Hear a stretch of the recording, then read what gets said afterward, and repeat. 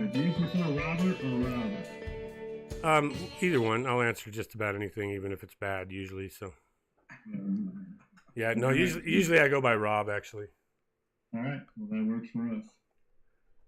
All right. Well, what I'm going to do is put everybody backstage and then introduce you one by one. We'll get the show on the road. All right, sounds good.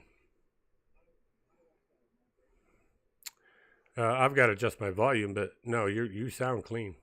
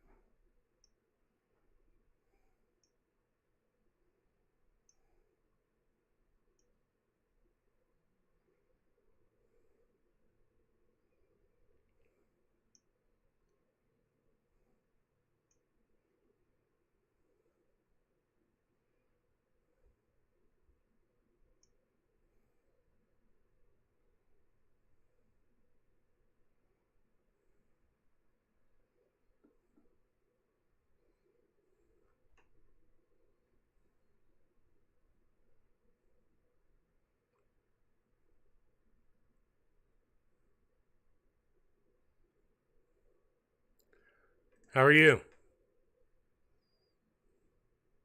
Oh, I'm glad to be here. It's a pleasure. Thank you.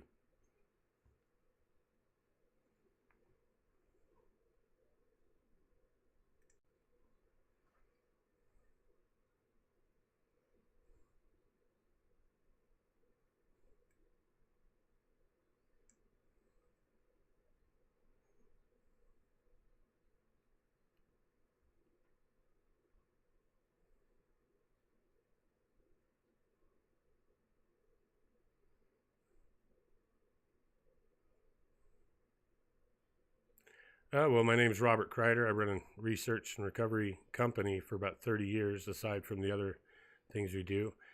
Also work in the movie industry, and I've worked in some aerospace development stuff early on, and everything from restaurant management to whatever. And but with the exploration company, we've mainly done research and location of sites that were just enigmatic or things that were hard to find or whatever. That took a lot of research and reasoning, and that kind of led us into the Bigfoot field.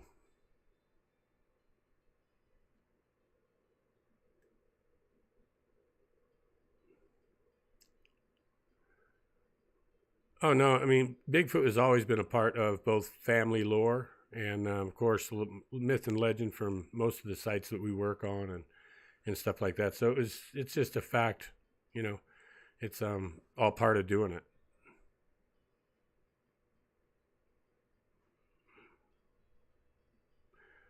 Yeah, not the first experience, but the first time I got to see one was, yeah, in 1995. So the first time was when I was like 14, and that would have been, in the Wayback Machine. So, uh, like 79 or something like that. So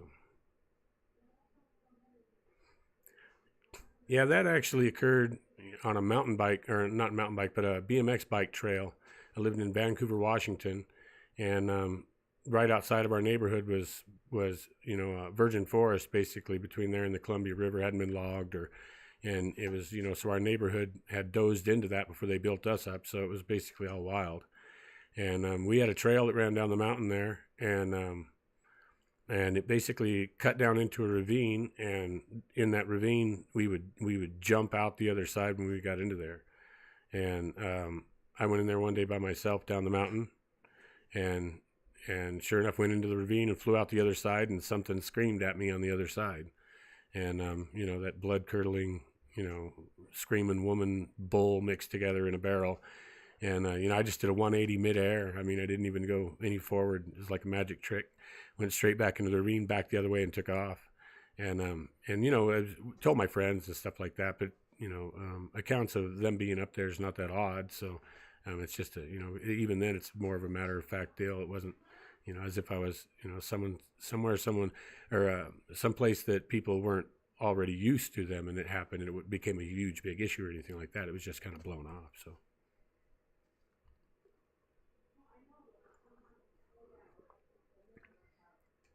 Well, I've always wanted answers, and I've wanted truth since I was a child. So I experienced a lot very early, and expected basically to, for when I was cognitive of what I was experiencing, and that in my childish vision, I assumed that as I grew older, I would experience these things in school and learn about them and all this, and it just didn't happen.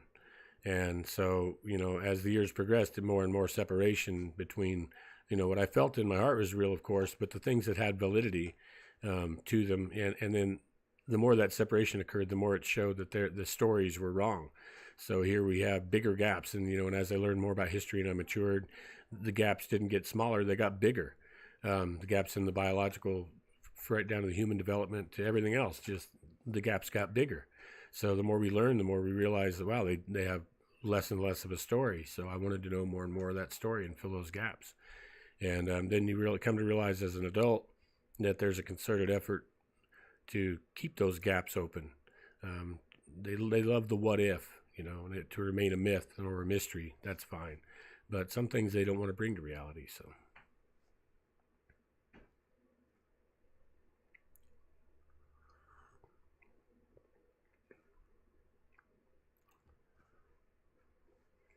Well, I mean, it's a pretty broad spectrum.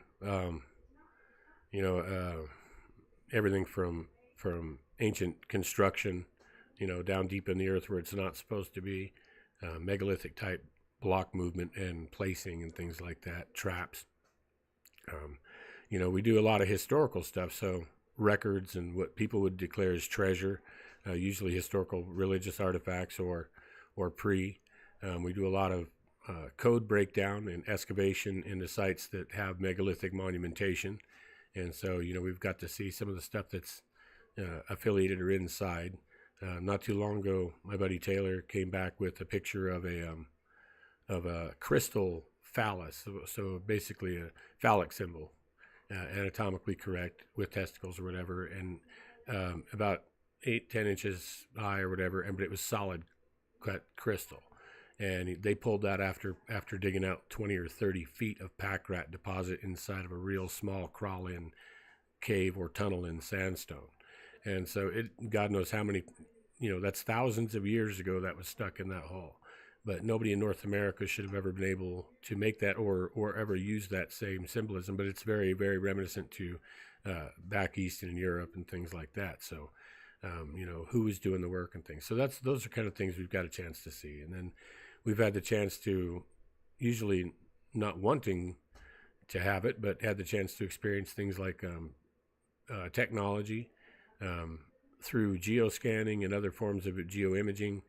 We'd be able to look at things that are a little off the wall. And then, of course, we've been on areas that are burned up our equipment in our hands and sucked and drained all the batteries dry, messed with the people, attract lightning strikes, stuff like that. So.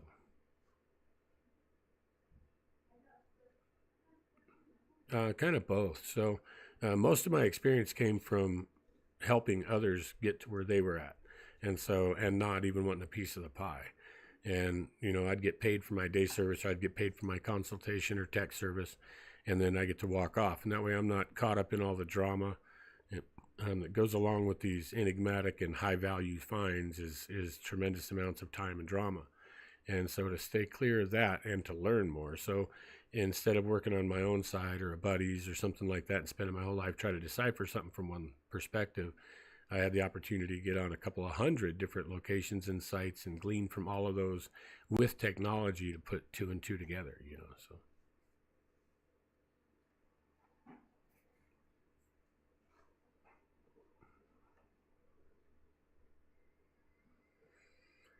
Yeah, so that's a real controversial location that I don't really share any of the details of the actual site, but let's say that it's earth-shattering in its ramification, and until that it's properly um, secured and documented and find an avenue to get it out to the public correctly, we kind of keep it under wraps. And it's because we've been threatened with a lot of high-end interference, and it's not like someone making an internet threat or whatever. This is so for example, we would get Apaches fly in below 100 feet often, even below our eyesight on location often, and they would target us using green lasers, visible lasers, and just to mess with us. And then it got to where the point to where we were having paramilitary groups infiltrate us at night, and this turned into gunfights and a lot of other stuff. And then those culminated with a lot of other interference, and at one point,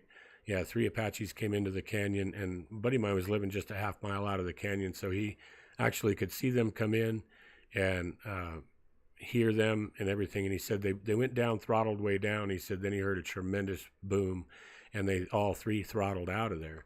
And then I was there within about 20 minutes of that, and they collapsed apparently the entire 200-foot section of cliff, 8 foot thick into it, 22 feet high. Was shattered with no pieces bigger than 36 inches. And then some of the pieces were 2 to 275 foot away. I mean, some of the substantial pieces were 200 foot away, but other little debris was up 275 foot away from where the cliff was, the whole length of it. And that's one where we were going for a chamber. These are 7 chambers that were built based on the history, we say pre-flood, and then based on the techniques that we've encountered in the ground are mind-blowing. They're like truly mind-blowing. And we've had a lot of experts from like Advanced Geophysics and others on sites. These are the best in the world, and I'm just shaking their heads, asking me, could they have built this entire mesa, things like that. So, and then so those locations are considered, they're what you'd think above top secret. What's inside of them is, going to be earth-shattering. I've got lists of contents a little bit from multispectral imaging, even from the late 90s.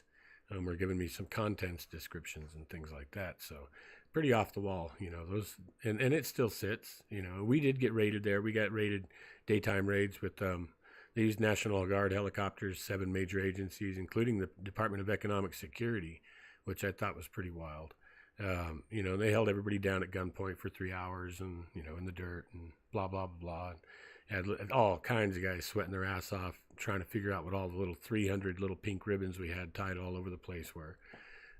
It was so.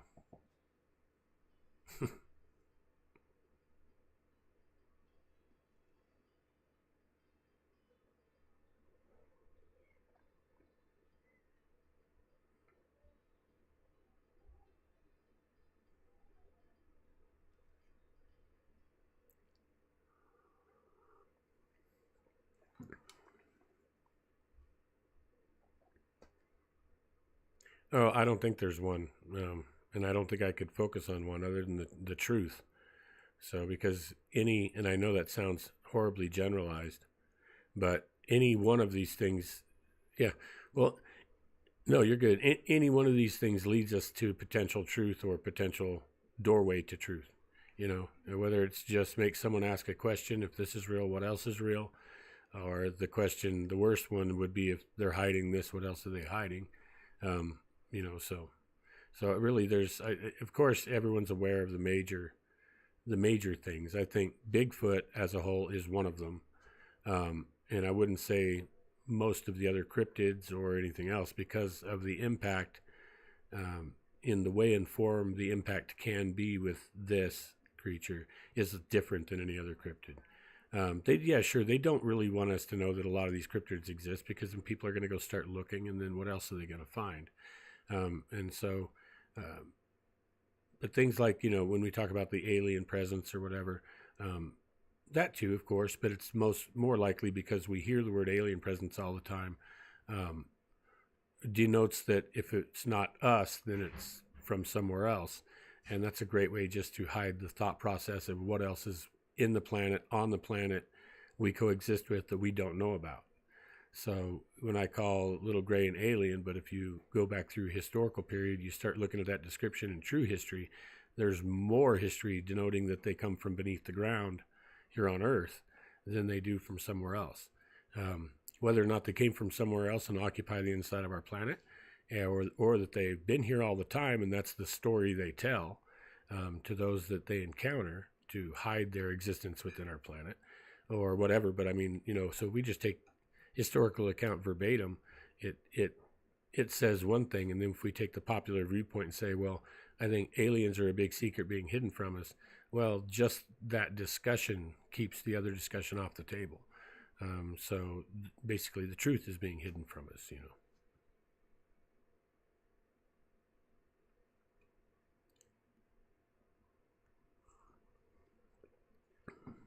No, yeah, So this isn't even, apparently, it doesn't even appear to be planned disclosure. More of the same. So they didn't release a single thing that they hadn't already released 6 months before. So, which was really interesting. So the Pentagon came out and said they had metamaterials that were made off-world. It was a public release.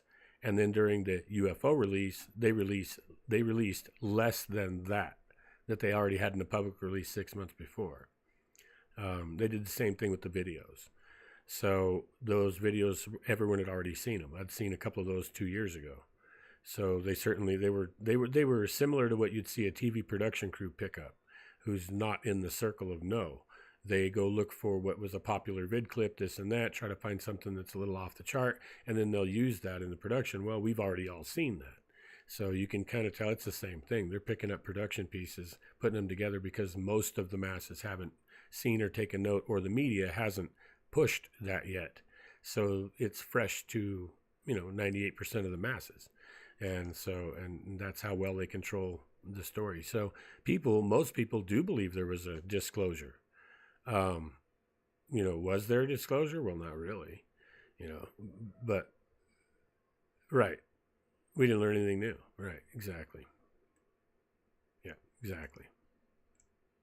Yeah. And that's kind of the deal. It's like, what can we expect really? So, because the administration that apparently, at least seemingly on the surface, was pushing for the disclosure is no longer in office. So why would they disclose it? Because there was the verbiage in what they were ordered to release, they certainly didn't live up to, and no one said anything about it, right? They were allowed to not live up to it. So obviously there was going to be no recourse or ramifications. So, then.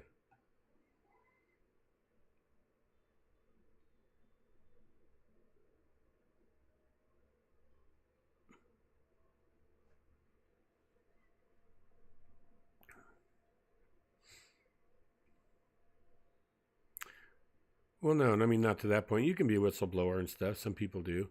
And it's not unheard of, but if you're going to hear about it on a major media outlet anywhere, well, then it already passed the filter, right? It already passed the test, or you're not going to hear it, period.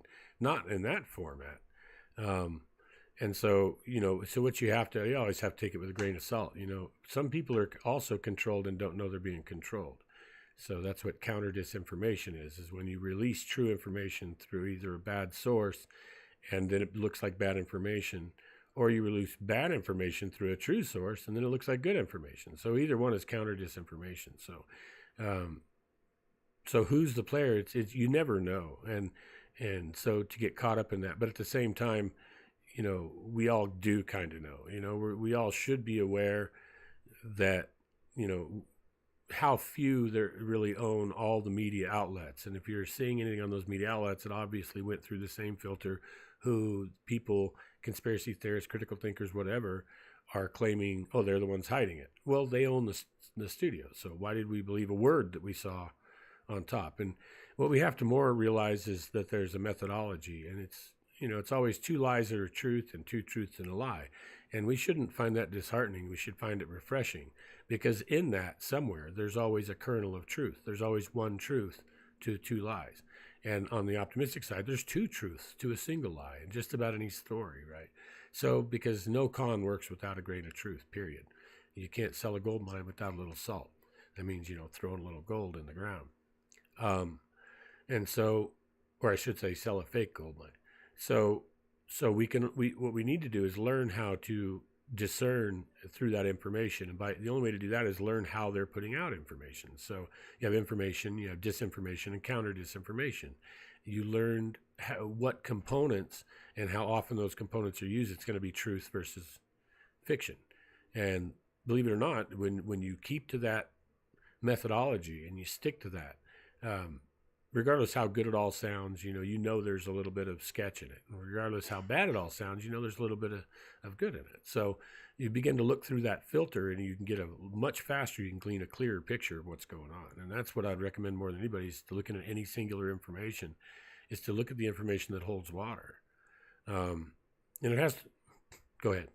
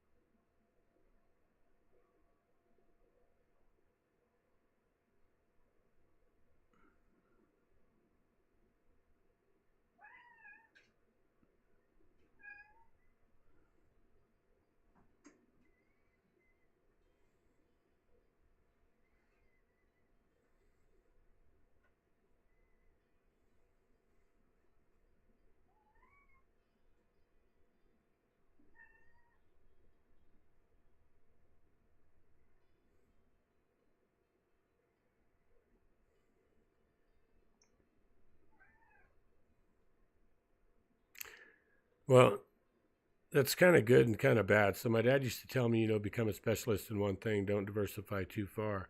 And I did. I diversified and threw myself all over the place. So I certainly know less about specific details about historical events and about many things. But I try to retain what it takes to make a coherent pieces to the puzzle. So in other words, like the glue to the puzzle, it's all there. And so I know, and I appreciate that viewpoint. That's great, and make me blush or whatever. But really, it's just I really don't know that many details about that many things besides what I do. That's kind of hard to say, right? So if somebody said, well, what's the history of the Assyrians? I couldn't tell you a lot. I mean, I can tell you a lot, but it's certainly not as much as someone who's primarily into Assyrian history, right? I mean, they make me look like a fool. But what I do know is the parts that point a certain put the pieces together for puzzles, let's say. So I'm more of a cipher compared to a code or the code reader. So you can run a code through me, and I can cipher that code or give you the clues it takes for yourself to decipher that code. You know what I mean? So that's kind of how it is. And that's kind of what I wanted to be, was a hub that brought the multifaceted unknown into one bucket, so to speak. So everyone can then begin to reach into that bucket, filter out what they can look at, what they can glean from it, which one fits their specialty, and have a new viewpoint. Because everything really is tied together. And to me, it seems simple, only because that's where my mind's been this whole time. And these are the pieces I've grabbed and to put everything together. But they are coherent.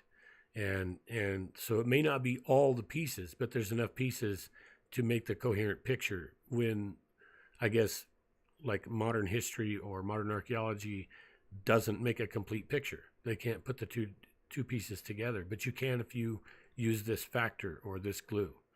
But the thing is that factor may not even be associated with that genre of study. So it may be a totally different thing, and that's where I come in. So I know so much about so many diverse things that through association I can see a bigger picture, so to speak.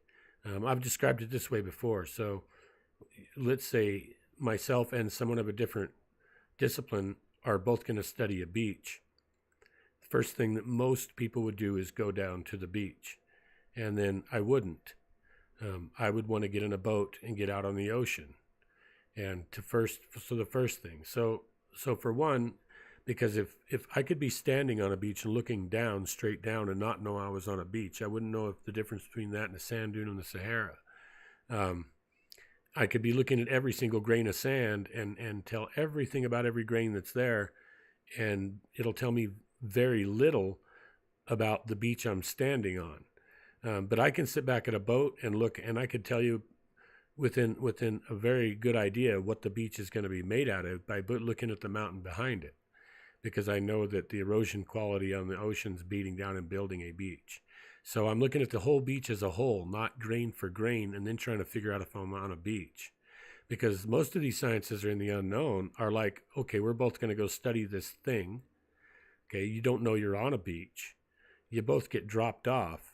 Which perspective do you want? Do you want the perspective in the millimeter that you're staring at a few grains of sand? Or do you want the perspective a mile away, or like, as they say, from 30,000 feet, right? So that mile away perspective will teach you more than you could learn in a lifetime by analyzing the grains of sand themselves. And it's still no proof would be had that you got them from a beach. When the other way around, you already know it's a beach. You have that proof because you can observe it. And it's there, right? So you already know that much. Then as you approach the beach on a boat, you're saying, oh, well, it's probably made of these mountains. I can see from here, they're either sedimentary or they're igneous rock, or what are extrusive. I could see if it's a volcano. I could see all these perspectives from that distance. And I have a really good clue of what I'm going to find when I hit what I see already is a beach. Then I can use that information to weigh each grain of sand. And see, then you accelerate at such a high rate. But in modern methodology is to simply know nothing, go get dropped off on the sand, stare at it from 3 millimeters away, and make a thesis, or make a theory or hypothesis of what are you on. And then that dictates how you study it. So if I get the first primary hypothesis wrong, my entire study methodology is wrong. I wouldn't study a sand dune the same way I would a beach, or sand that I felt might be on a tennis court somewhere or in a golf course trap. I'm not going to do the same study techniques. I'm not going to learn the information about what I'm actually working on. So I know it's kind of long and drawn out, but.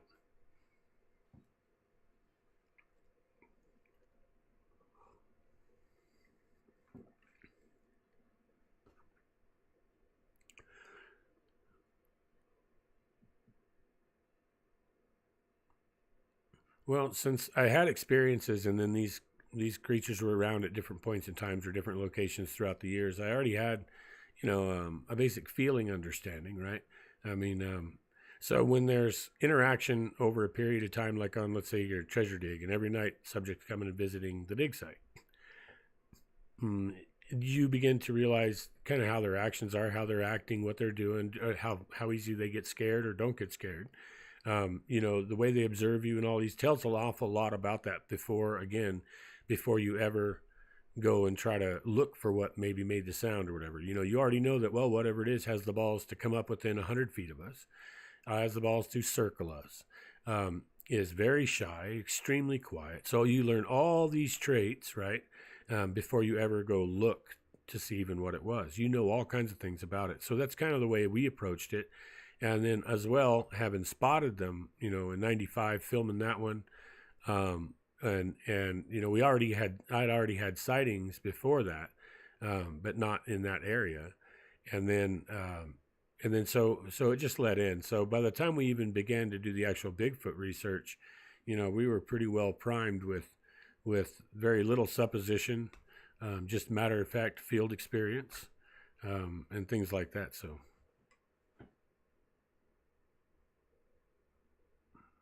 yeah, basically, yeah. And then that's, like I said, the opinions too.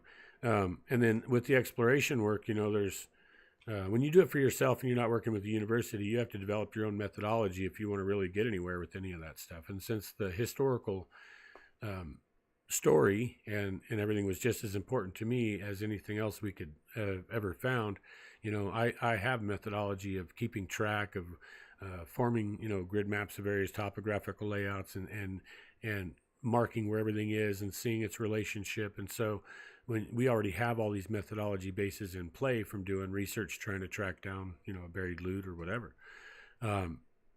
So it was just a shift from one to the other. Equipment as well. And now, of course, as everyone knows, over the last 10 years, I've shifted a lot of my equipment standard and things to doing the Bigfoot Enigma. We didn't require, a lot of what we use now, of course, doing that kind of work. Requires other equipment. But needless to say, we still were kind of prepared to do it a little differently. So evidence collection, data acquisition, formatting, things like that was something we already did. So instead of starting on the hobby level and not logging all the data and not logging all the conditions and not doing all this work, we just started that way. And I'm going to say I'm not, full-blown anal about it. We don't do that all the time now. We do it when the information is pertinent because we already have that information. And so we're seeing, I see ourselves as exploratory science rather than, in-depth, focused study. So in other words, when we go out, I don't always log the temperature and time. But there are times when we do. And that's because each one of those events tells a different part of the story. So we do that. So.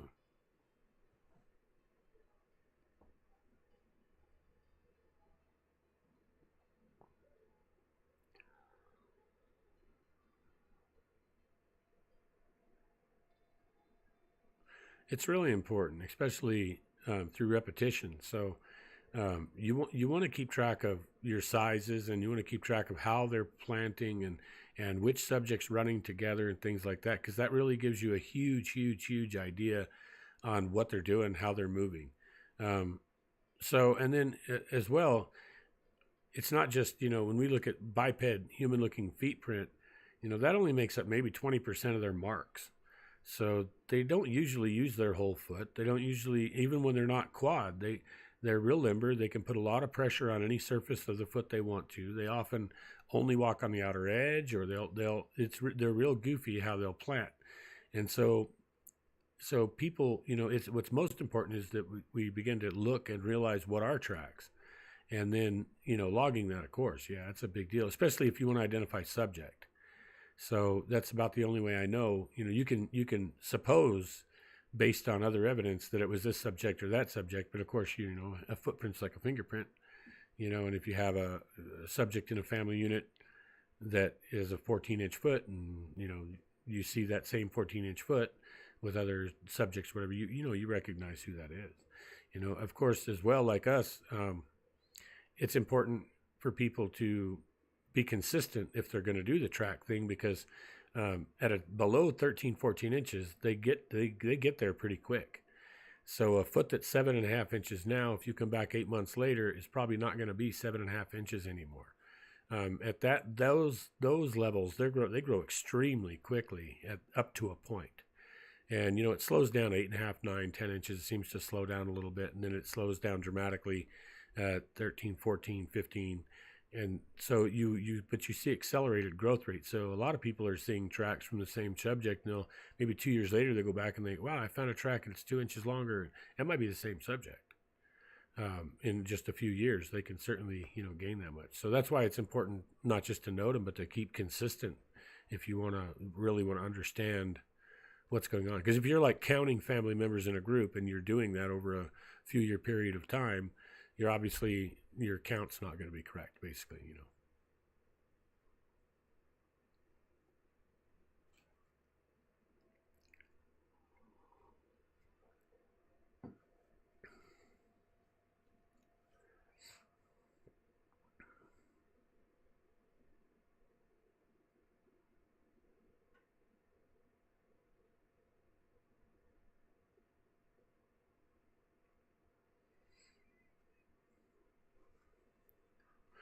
Well, it's like any other type of research or tracking is the same whether it's in the dirt or it's looking for a satellite. So we noted how often he would be coming in different times of year. So in the fall, he would come in a lot more frequently. When we had any type of sign of an infant, like the scat from when the mother's lactating, and you get the infant scat's blue or whatever, and then we would get sounds from an infant, or we would get marking from where the female put her down or put it down. At those times, whenever there was like an infant present, the adult was usually around. The big male was usually around, and he would stay there and then leave, stay and leave, stay and leave. But so he was there frequently, I should say. But when that wasn't happening, spring, summer, he was very seldom ever there, and that's when you say, okay, well, where is he? And so we look at their step gap, and we estimate their gait and speed based on that, and that gives us potential range within such a time frame. And so we began to look, okay, well, how far could he be and be returning, let's say, every couple of days or whatever when there's a baby around? He still goes ahead and leaves, and then he comes right back in. And that got to be within like a 40 to 60 mile range would be comfortable to move from point A to point B, point A to point B. So because we know he wasn't there during these long periods, we looked elsewhere to find where he was basically going. And then what we found was that the smaller mountains and hills and things that were within 4 or 5 miles were occupied by the younger adults, and that would have a foot anywhere from 15 to 17, 18 inches. And then they would occupy a region not too far away from the family group. And we would notice that year round, they would come into the family group. And then they would actually be hitting farms and places like that in between where they ranged, where they were alone, and then where they'd come to the family group. So we saw raiding avenues that were across that and raiding activity. And then, but the big male, he was going to, I should say, the only place we saw a sign of them other than the family units was in the very, very high mountain, where they were getting up to where, 8 to 10,000 foot, extremely rugged, major hazards between you and where they were. So they would get into places that nobody's at. There's no trails, extremely limited access if there's any access at all. Places you could climb to, but certainly nowhere you could take a horse or mountain bike or the average hiker, and stuff like that. So then we would see sign of not just one, but multiple, which was interesting because you could go everywhere else and not see sign of these big monster guys. But then you get into that region and you see multiple sign of them. And then we also found sign up there as small as 16-inch foot, but nothing smaller than that, except where one little family group was occupying the lower edge of an area adjacent to that range, right on the lower flank of that range, not too far from an affluent housing area that has a bunch of ponds and all kinds of cool stuff. So, and we actually found rocks from the landscaping from the houses up on the mountain being used for crushing stone. So, which was really cool because we know they got it out of the landscape rock down there and brought it up.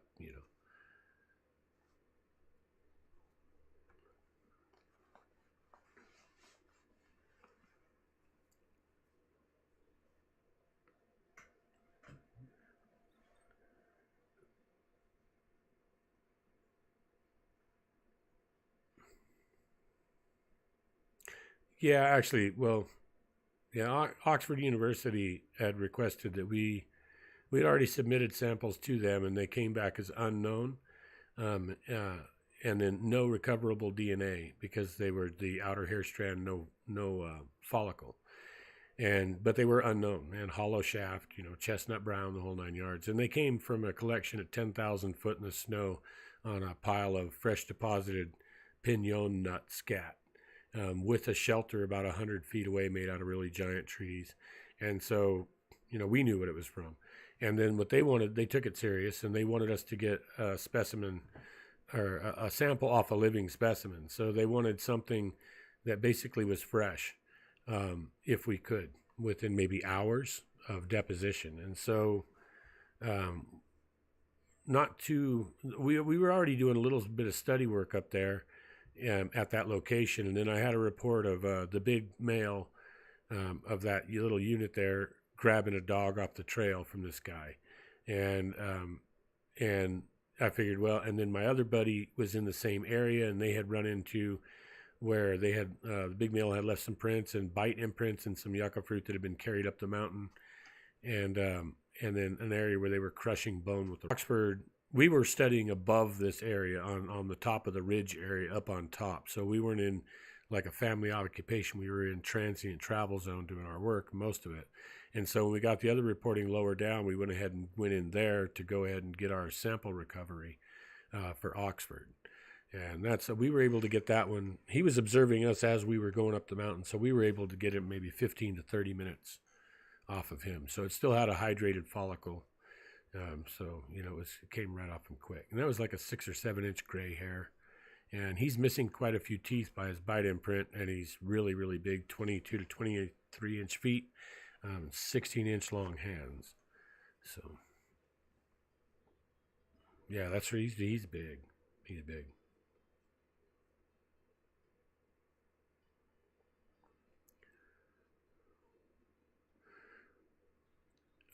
We've had rocks thrown and stuff like that, but when they retreated when we went up. They moved up the mountain, so we never ever put them in a position to have to act like that to us. But when the first group went up there and found the bite imprints and stuff, they took an Akita dog, who the guy's a climber. He climbs all the time. Dog goes all the time, and the dog locked up, went between his feet. Then they caught whiff of it. They had to carry the dog off the mountain, ruin the dog. Dog won't go out anymore.